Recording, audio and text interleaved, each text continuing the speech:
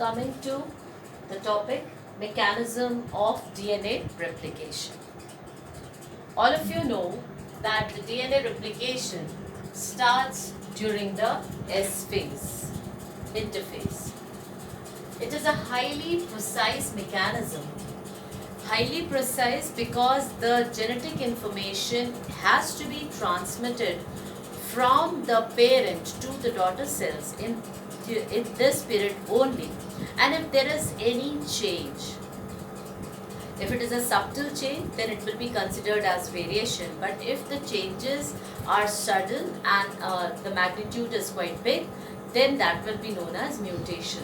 So this has to be a highly precise, and it has to be a precise mechanism, because then if there is any mutation or any change, the information to the daughter cells will be completely different.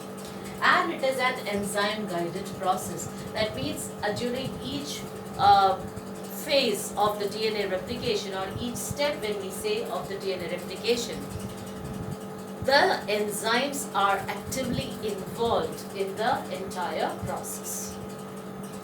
Now the DNA strand, all of you know, is quite a long strand stretching around 1.7 to 2.2 meters, and it is highly coiled structure in the form of a double helix, and it is present in the nucleus. Now the first starting point has to be the identification of the initiation point. When we are saying initiation point, this replication of DNA begins at a specific site, because since the DNA is a very long coiled structure, it has to be a particular site from where the DNA replication will start, and this is known as the origin of replication, or we call it as ORI site. So if you are asked to define what is an ORI site, ORI site is a special sequence of nucleotides, and it is present within that genome at which the replication process is initiated. That means it starts from here. Now in case of prokaryotes and viruses, now since their DNA is not, that is the genome is not very complicated and complex structure, they may have only one origin of replication. That means in case of prokaryotes, because the genome is very small, not very lengthy, there is only one ORI site.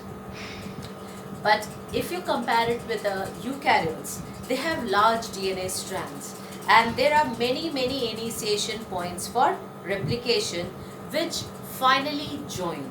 So the proteins actually that recognize the origin, the site of that is the site where the origin of replication will start, those enzymes or proteins are known as initiator proteins. So the initiator proteins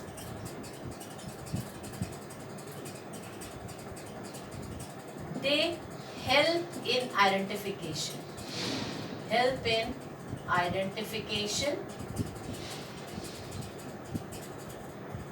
of site for replication. We say site for replication.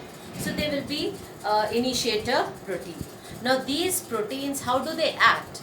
They bind to the sequence of DNA and separate the two strands by opening up a replication bubble. So if the two strands are going parallel,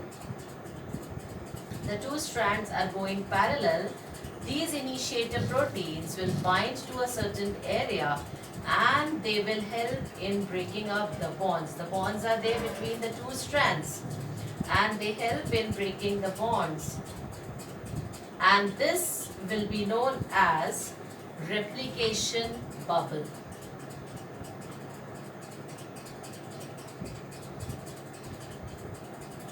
This is known as replication bubble. Here the bonds, this is the DNA strand, and over here the bonds are broken. The breaking up of this is due to hydrogen bonds. So this is the first step, that is the identification of the initiation point where the replication process will actually start, and it is known as ORI site. ORI site is identified by the initiator protein, and this initiator protein helps in the formation of the replication bubble. Next comes unwinding of the DNA molecule.